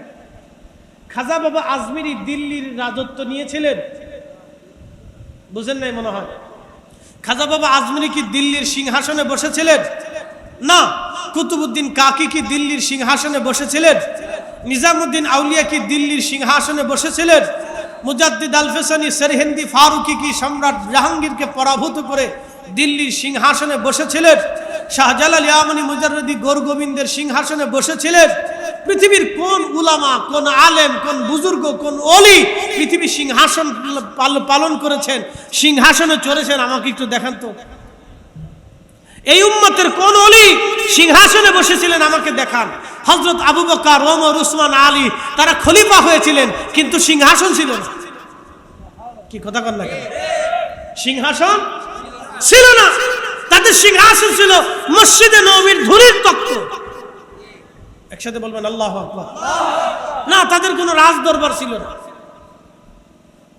তাদের রাজ দরবার ছিল না। তাদের মূল কেন্দ্র ছিল মসজিদে নববী। এই চার খলিফার কোন রাজ দরবার ছিল না। এই চার খলিফার পরে পৃথিবীতে রাজ দরবার আসছে, এর আগে কোনো রাজ দরবার ছিল না। এই চার খলিফার কোনো রাজ দরবার ছিল না। কি চমৎকার, ভালো করে বুঝেন তো। কোন রাজ দরবার নাই, কিন্তু পৃথিবী শাসন করছে। ধুলির তখ্তের উপরে বসে হযরত ওমর দুনিয়া শাসন করলেন। মহাশিক্ষক আম্মা জান আয়েশা সিদ্দিকা, যিনি শিক্ষিকা ছিলেন, হুজরা শরীফের মধ্যে বসে বসে দুনিয়ার আগত স্বাগত সব সাহাবী হাদিস পিপাসুদেরকে তিনি হাদিস বর্ণনা করে করে শুনিয়েছেন, হাদিস শিখিয়েছেন। দুনিয়ার নারীদেরকে তিনি মাসালা শিক্ষা দিয়েছেন। তিনি আম্মা জান আয়েশা সিদ্দিকা, জিনার থেকে 2200 হাদিস এই উম্মত সংগ্রহ করেছে। আমার রাসূলের একটা দুইটা হাদিস না, 2200 হাদিস আম্মা জান আয়েশা বর্ণনা করেছেন। অসংখ্য নারীদেরকে তার হুজরাতে দ্বীন শিক্ষা দিয়েছিলেন আম্মা জান আয়েশা। এ নারী সমাজ শুনে যান, আমরা আমাদের দ্বীন শিক্ষাকে ভুলে গেলাম। উপস্থিতি সুলাইমান আলাইহিস সালাম একজন নবী, যাকে আল্লাহ বাদশাহী দিয়েছিলেন। আর দাউদ আলাইহিস সালামকে আল্লাহ বাদশাহী দিয়েছিলেন, সুলাইমান আলাইহিস সালামকে বাদশাহী দিলেন। এছাড়া অন্য কোন নবী বাদশাহী করছে কিনা আমার জানা নাই। সুলাইমান এবং দাউদ দুইজন নবী সারা পৃথিবীতে আর কোন নবী বাদশাহী করছে কিনা আমার জানা নাই। এই দুইজনের কথাই কোরআনে আল্লাহ লিখেছেন। আমার নবী বাদশাহী করেছেন, দুজাহানের বাদশাহী, শুধু দুনিয়ার বাদশাহী করেন নাই। রাজপ্রাসাদ ছাড়া, রাজমুকুট ছাড়া মসজিদে নববীতে বসে বসে আমার নবী দুনিয়া শাসন করেছিলেন। একবার জোরে বলা যাবে কি মারহাবা। আমার নবীর নীতি দেখে খুলাফায়ে রাশিদ, আমার রাসূলের আদর্শ দেখে খুলাফায়ে রাশিদ তিনারাও ধুলির তখ্তের উপরে বসে বসে রাজত্ব করেছিলেন। তিনারা রোম থেকে এক দূত গেছে হযরত ওমরের জামানাতে, হযরত ওমরের সাথে সাক্ষাৎ করবে। নবীর রওজা মসজিদে নবীর সামনে যায় মুসলমানদেরকে জিজ্ঞেস করলেন, হে মুসলমানেরা, আমি রোমান থেকে এসেছি হযরত খলিফাতুল মুসলিমিন ওমরের কাছে চিঠি নিয়ে। তোমাদের মুসলমানদের রাজ দরবার কোন জায়গা? মুসলমানরা বলল, আমাদের মুসলমানদের কোনো রাজ দরবার নাই। সুবহানাল্লাহ বলবেন না? আপনার মুসলমানদের কোনো রাজ দরবার নাই। বলে বলো কি? তাম দুনিয়া যার নাম শুনলে থরথর করে কাঁপে। পার্সিয়ান সাম্রাজ্য ধ্বংস হয়ে গেল যার হাতে। আমরা রোমানরা যার নাম শুনলেই থরথর করে কাঁপি, যার সাথে সন্ধি করার চেষ্টা করি। সেই ওমরের কি কোনো রাজ দরবার নাই? বলে নাই। বলে তিনি কোথায় বসে শাসন করেন? বলে এই মসজিদে বসে শাসন করে। জিজ্ঞেস করলেন তিনি ঘুমান কোথায়, থাকেন কোথায়? গাছের নিচে থাকে। বলে এখন কোন জায়গা আছেন? বলে এখন তিনি গাছের নিচে ঘুমাই রয়েছে। বলে খলিফা গাছের নিচে ঘুমিয়েছেন? বলে হ্যাঁ, খলিফা গাছের নিচে ঘুমাইছে। একসাথে বলবেন আল্লাহু আকবার। না হয় না, আরো জোরে, আরো জোরে, আরো জোরে চিৎকার মেরে বলেন ইয়া রাসূলুল্লাহ। খলিফা যে গাছের নিচে ঘুমায়, এই আদর্শ কার? রাসূলের। কি কথা কন না? কথা কন, জোরে বলেন। এই আদর্শ আপনি দুনিয়ার কোথায় পাবেন? এখন সারা দুনিয়া তন্ন তন্ন করে তালাশ করলেও পাবেন না। এই জন্য আমি ব্যক্তিগতভাবে গণতন্ত্রে বিশ্বাসী না, আমি খেলাফতে বিশ্বাসী। আর পছন্দ হলি হলো, না হলি নাই, ভালো লাগলে লাগলো, না লাগলে নাই। বাংলা ওয়াজ বাকি ঝুঁকি আমার কাছে নেই। খুব ভালো করে শুনে যান, ভালো করে বুঝে যান। হযরত ওমর সেই রোমান দূত, যিনি রাষ্ট্রদূত ছিলেন রোমানদের, তিনি ঘুরতে ঘুরতে যে দেখলেন এক খেজুর গাছের নিচে ছায়া, হাতের ডানার উপরে ধুলির উপরে হযরত ওমর শুয়ে আছে। একসাথে বলবেন আল্লাহু আকবার। রোমানরা বলল, হ্যাঁ, এজন্যই তো মুসলমানরা দুনিয়া দখল করতেছে। যাদের আমির, যাদের খলিফা খেজুর গাছের নিচে হাতের ডানার উপরে রেখে ঘুমা, তো তারা দুনিয়া শাসন করবে না, তো আমরা দুনিয়া শাসন করব। এখন তামাম দুনিয়া মুসলমানদেরকে শাসন করে, আর মুসলমানরা তামাম দুনিয়ার কাছে মাথা নত করে আছে। কারণ কি? মুসলমানরা খেলাফতের আদর্শ ছেড়ে দিয়ে মুসলমানরা কাফেরদের আদর্শ নিতে চাচ্ছে, যার কারণে তামাম দুনিয়ার মুসলমানরা আজকে কাফেরদের মাথা নত করে কাফেরদের কাছে থাকে। এই কথা বল না। ফিলিস্তিন স্বাধীন হতে কি 14 বছর লাগে? ফিলিস্তিন স্বাধীন হতে মাত্র 24 ঘন্টা সময় দরকার। শুধু মুসলিম মিল্লাতের আমির উমরারা যায় বলবে, আমরা আগামীকাল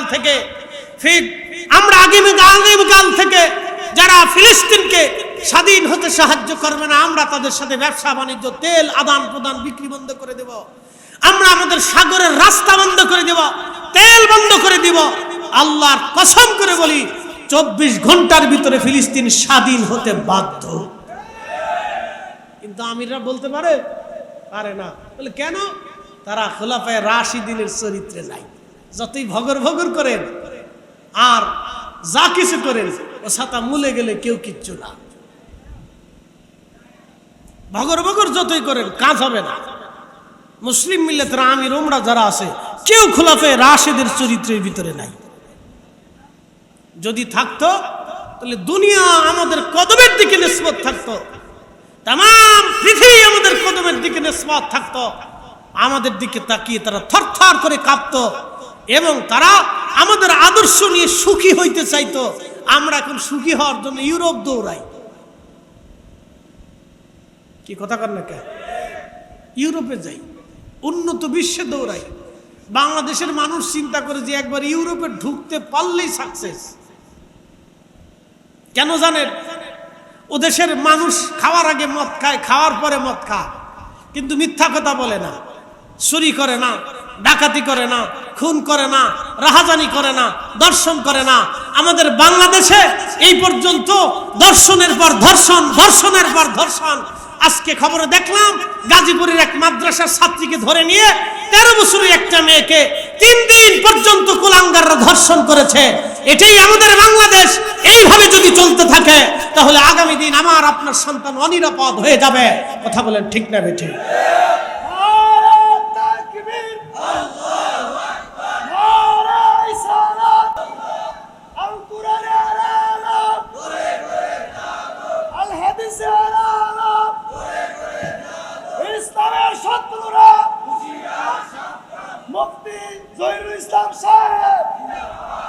এবার দিকে তাকান। আমাদের দেশের মুসলমানের স্বভাব কি জানেন? মসজিদের ভিতরে যাই নামাজে বসে মিছা কথা বলে। কি আস্তে কোন ডরা ডরা করতেছেন নাকি আপনারা? তা আস্তে কোন জোরে বলেন। টুপি মাথায় দিয়ে খাবারে ভেজাল দেয়, খাবারে ভেজাল দেয়। খাসির গোশতের বদৌলতে কুত্তার গোশত চালায় দেয়। চরিত্র কিভাবে চেঞ্জ হবে? ফল খাবেন, ও গাছের ভিতর থেকে ফরমালিন মেরে দেয়। পেঁপে খাবেন, গাছে থাকতে ইনজেকশন ঢুকাই দেয়। কিভাবে হবে? তকদিরের পরিবর্তন কেমনে হবে? আপনি জানতো সারা ইউরোপে তন্ন তন্ন করে খোঁজেন তো একটা খাবারের ভিতরেও ফরমালিন পাবেন না, 2 নম্বর পাবেন না। ওরাও তো মানুষ। আমার দেশে নামাজ পড়নেওয়ালা ফরমালিন ঢুকা, হজ করনেওয়ালা হাজি ফরমালিন ঢুকা। হিসাব করে দেখেন আমাদের দেশে যারা প্রত্যেক বছরে বছরে হজে যায় তাদের অর্থ হিসাব করে দেখেন কয়জনের হালাল আছে।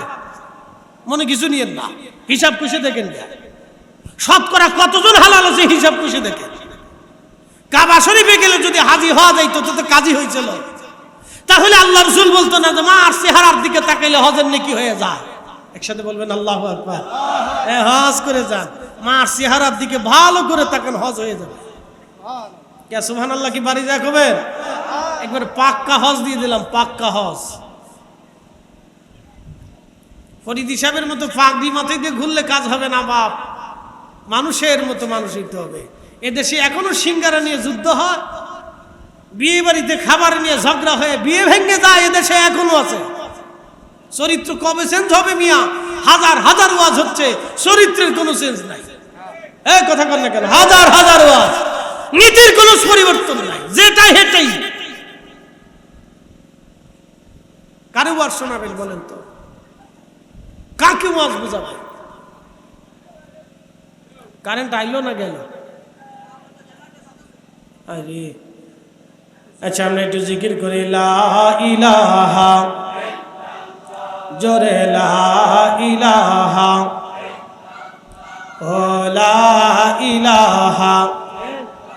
আসিয়া বলে আল্লাহ আল্লাহ, ফেরাউন দিছে কত জ্বালা। আল্লাহ বলেন ও জিবরাইল, আল্লাহ বলেন ও জিবরাইল, খুলো হে জান্নাতের তালা। লা ইলাহা, জোরে লা ইলাহা। জবান খুলে আল্লাহ আল্লাহ আল্লাহ আল্লাহ আল্লাহ আল্লাহ আল্লাহ।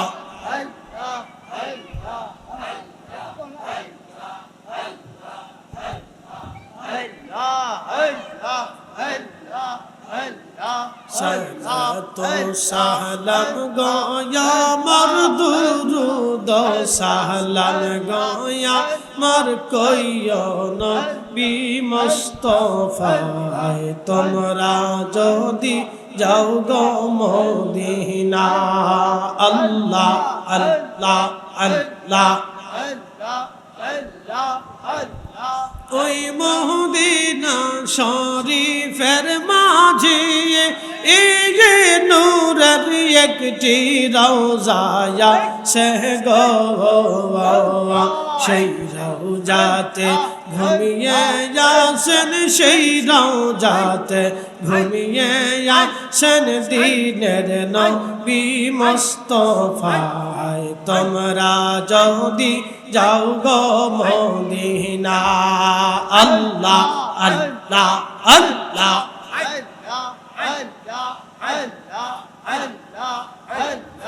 ওই মদিনা শরীফের মাঝে নূরের একটি খাম্বাজা সে গো, সেই খাম্বাতে হেলান দিয়া, সেই খাম্বাতে হেলান দিয়া খুতবা পড়তেন মুস্তাফায়, তোমরা যদি যাও রে মদিনা।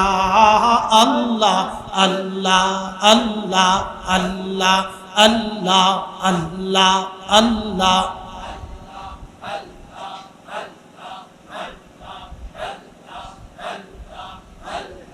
মানুষ বানাইছে গো আল্লাহ, মানুষ বানাইছে গো আল্লাহ, প্রেমের কারণে প্রেমের ডোরে বান্ধরে মদিনার শানে আল্লাহ আল্লাহ আল্লাহ আল্লাহ হাবিবকে পাঠাইছে গো আল্লাহ হাবিবকে পাঠাইছে গো আল্লাহ প্রেমের কারণে প্রেমের ডোরে বান্ধরে মদিনার শানে আল্লাহ আল্লাহ আল্লাহ আল্লাহ বানাইলেন কত জাতি হইল না তার প্রেম প্রীতি অবশেষে মানুষ বানায় অবশেষে মানুষ বানায় প্রেমের কারণে প্রেমের ডোরে বান্ধরে মদিনার শানে আল্লাহ আল্লাহ আল্লাহ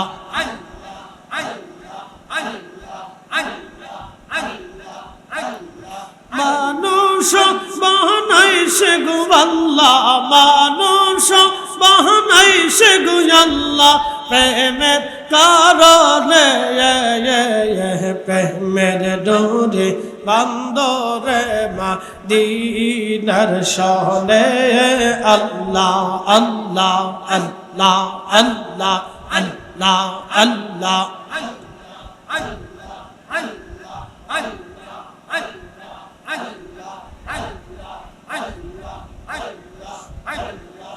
লা ইলাহা ইল্লাল্লাহু মুহাম্মাদুর রাসূলুল্লাহ সাল্লাল্লাহু আলাইহি ওয়াসাল্লাম একসাথে যদি বলি আল্লাহু আকবার।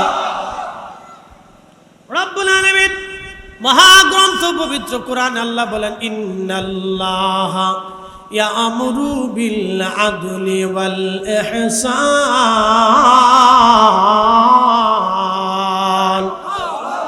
নিশ্চয় আমি রব্বুল আলামিন তোমাদেরকে হুকুম করলাম আদেশ করলাম তোমরা দুনিয়াতে ন্যায় করবা ন্যায় অন্যায় করবা না অন্যায়কে সমর্থন দেবা না ন্যায় করবা ন্যায়কে সমর্থন দিবা ন্যায়ের জন্য সাহায্য করবা তোমরা অন্যায় করবা না। বাংলাদেশের ৬৪,০০০ গ্রাম আছে কয়টা গ্রামে ন্যায় বিচার হয় আপনি হিসাব করে দেখেন। বাংলাদেশের ৬৪,০০০ গ্রামে ঠিক মতো ন্যায় বিচার কায়েম হয় নাই। কথা বলেন ঠিক কিনা? বন্ধু খুব মনোযোগ দিবেন। উচিত কথাই ময় বেজার গরম ভাতে বিলাই বেজার ডাল ভাতে কুটুম বেজার ওয়াজ করলে কি লাভ শুনলে কি লাভ লাভ হবে তার আমলে আমলেও লাভ হবে না নবী প্রেম না থাকলে দিলে নবী প্রেম থাকলে দিলে লাভ হবে কম আমলে সুপারিশ করবে নবী রোজ হাসরের ময়দানে। জ্ঞানী যারা বুঝে তারা শুধু ইশারায় নাদানেরে বুঝাইতে পারে আছে কে কোথায়। জ্ঞানীর মতো জ্ঞানী হলে অল্প কথাই বুঝে কসুর মতো কসু হলে অল্প জালেই সিজে। ঠিক কিনা? ভালো করে শুনে যাবেন। মালয়েশিয়াতে মহান এক আল্লাহর ওলির মাজার জিয়ারত করতে গেলাম। মালাক্কা সাগরের মাঝখানে একটা ছোট্ট দ্বীপ। আল্লাহর ওলির পরিচয় দিলে এক নামে আপনারা চিনবেন। আপনারা জানেন হুজুর বড় পীর আব্দুল কাদের জিলানী রহমাতুল্লাহ আলাইহি, যিনি হাসানি হুসাইনি মা এবং বাবার নবীর বংশধর ছিলেন। মা এবং বাবার দিক থেকে দোনো পক্ষে নবীর বংশধর। তেনার একটা কলিজার টুকরা সন্তান ছিল, তার নাম শাইখুল আরিফিন আল্লাহ হযরত সুলতানুল আরিফিন ইসমাইল বুগদাদি আল হাসানি ওয়াল হুসাইনি। উনি কালেমার দাওয়াত দিতে সুদূর বাগদাদ থেকে হুজুর গাউসে পাকের ইজাজত নিয়ে তিনি কালেমার দাওয়াত দিতে দিতে সাগর পথে চলে গেলেন মালয়েশিয়া। এই মালয়েশিয়ার দ্বীপনগরী দ্বীপপুঞ্জ এলাকা পোলাও বুসারে ছোট্ট মালাক্কা সাগরের ভিতরে ছোট্ট দ্বীপের মধ্যে ঘুমিয়ে আছেন। আজ থেকে ৯০০ বছর আগে তিনি কালেমার দাওয়াত দিতে সেইখানে ঘুমিয়ে আছেন। মালয়েশিয়া থেকে শুরু করে ব্রুনাই দ্বীপপুঞ্জের ভিতরে তিনি কালেমার দাওয়াত পৌঁছিয়ে দিয়েছিলেন হুজুর গাউসে পাকের আওলাদ আওলাদের রাসূল সুলতানুল আরিফিন ইসমাইল বগদাদি আল হাসান আল হুসাইন রাহিমাহুল্লাহর মাজার জিয়ারত করতে যাব। সাগরের ঘাটের পাশে গেলাম, স্পিড বোটে উঠবো আমি।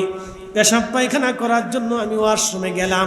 ওয়াশরুম সারে আসার পরে দেখলাম একটা টেবিল পাতা আছে, টেবিলের ভিতরে এরকম একটা বাক্স রাখা আছে, বাক্সের ভিতরে সবাই রিঙ্গিত ফেলতেছে, টাকা দিচ্ছে। আমি বললাম কি ব্যাপার, টাকা কেন দেন, এখান থেকে কি ভিক্ষা উঠায়? বলতেছে না হুজুর, ভিক্ষা না, আপনি যে ওয়াশরুম করেছেন সেই জন্য টাকা দিতে হবে। আমি বললাম কত রিঙ্গিত দিতে হবে? বলে 1 রিঙ্গিত দিলেই হবে। বাংলাদেশের 30 টাকার সমান 1 রিঙ্গিত। অথচ আমাদের স্বাধীনতার 6 বছর আগে মালয়েশিয়া স্বাধীন হলো, সেই দেশটার টাকার মান কত উচ্চে, তারা কত ধনী হয়ে গেল। আমাদের 30 টাকা, তাদের দেশের 1 টাকা। এবার আপনি বুঝে যান আমাদের দেশের মানুষ সেই দেশে কেন কাজ করতে যায়। 40 লক্ষের মতো বাঙালি মালয়েশিয়া কাজ করে। খাতা কলমে 10 থেকে 18 লাখ হতে পারে, বাদ বাকি অনেকে অবৈধ আছে, গেছে আর আসে না, এইভাবেই রয়ে গেছে। সব মিলিয়ে বাংলাদেশ থেকে প্রায় 40 লক্ষের মতো বাঙালি মালয়েশিয়াতে কাজ করে। কে আমার দেশের স্বাধীনতার পর থেকে আজ পর্যন্ত আমরা ইন্ডাস্ট্রি করতে পারলাম না, আজ পর্যন্ত রাস্তা বানাইতে পারলাম না।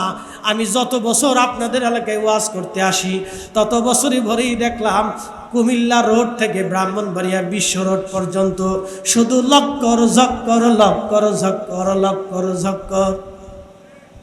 এই কথা কন না, আপনারা তো খাবার নিয়ে মারামারি করেন কে?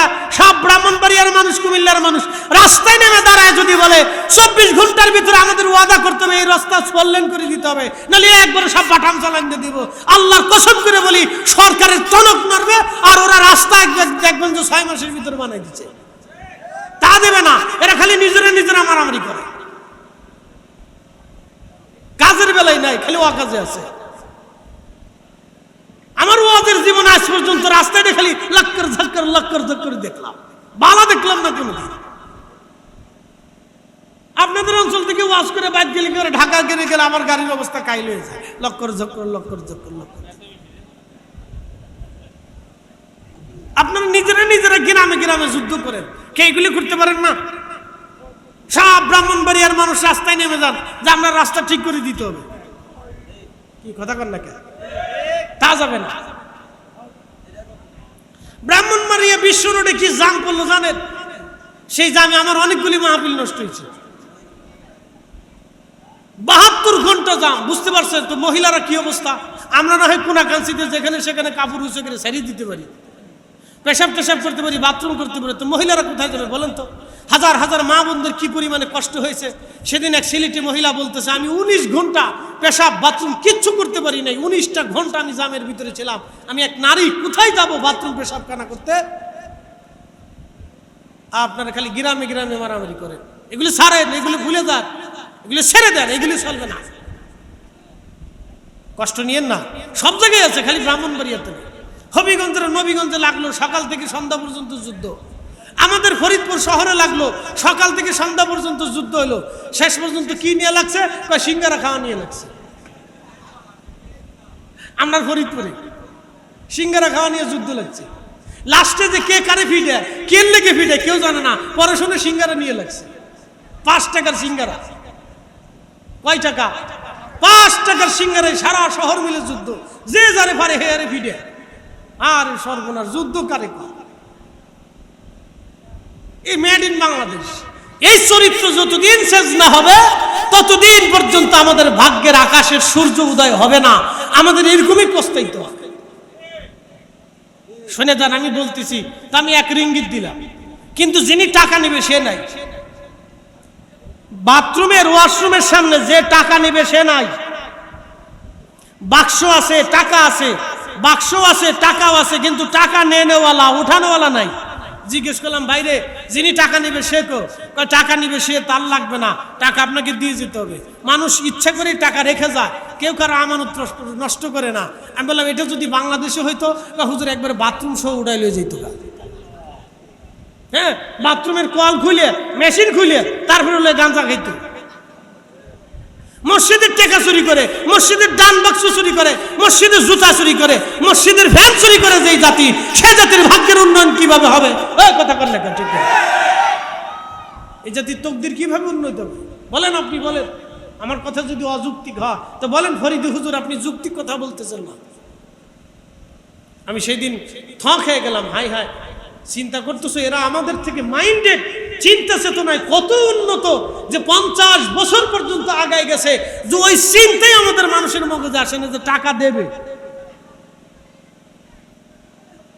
চিন্তা করতে পারছেন তাদের চিন্তা চেতনা কত উন্নত হয়ে গেছে। কষ্ট হইতেছে আপনাদের না? একসাথে বলেন কষ্ট হয়, একসাথে বলেন তো আল্লাহু আকবার। কষ্ট রাখবেন হুজুর এই কথা কেন বলেন? এই কথা এই জন্যই বলি, আগামী সময় আমরা কবরের যাত্রী।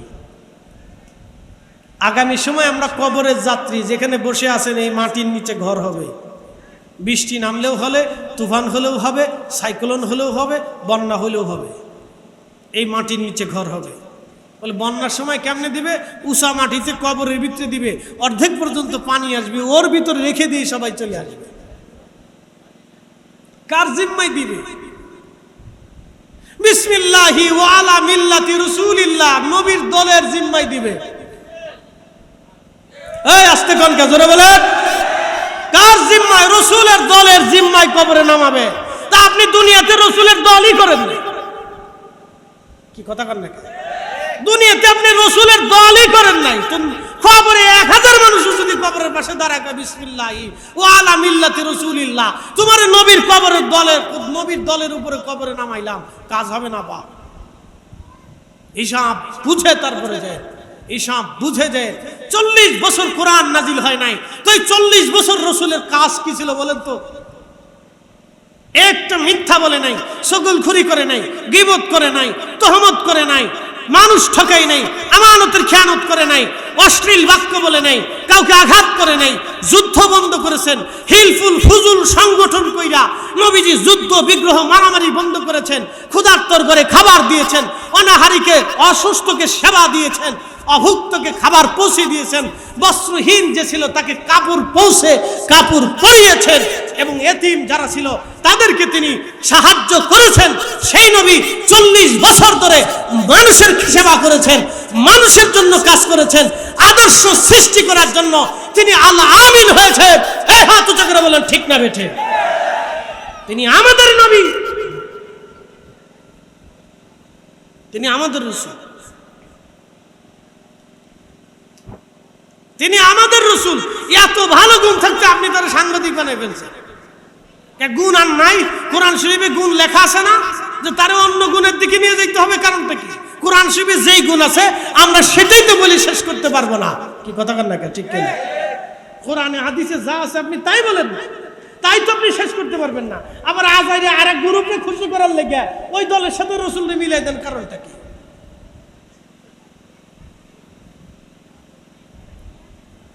এ মুসলমান, খুব ভালো করে শুনে যাবেন।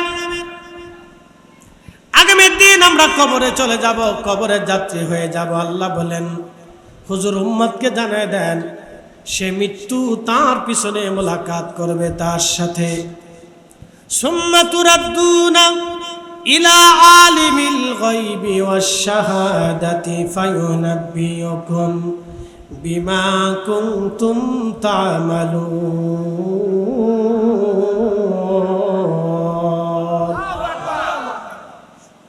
একদিন মাটির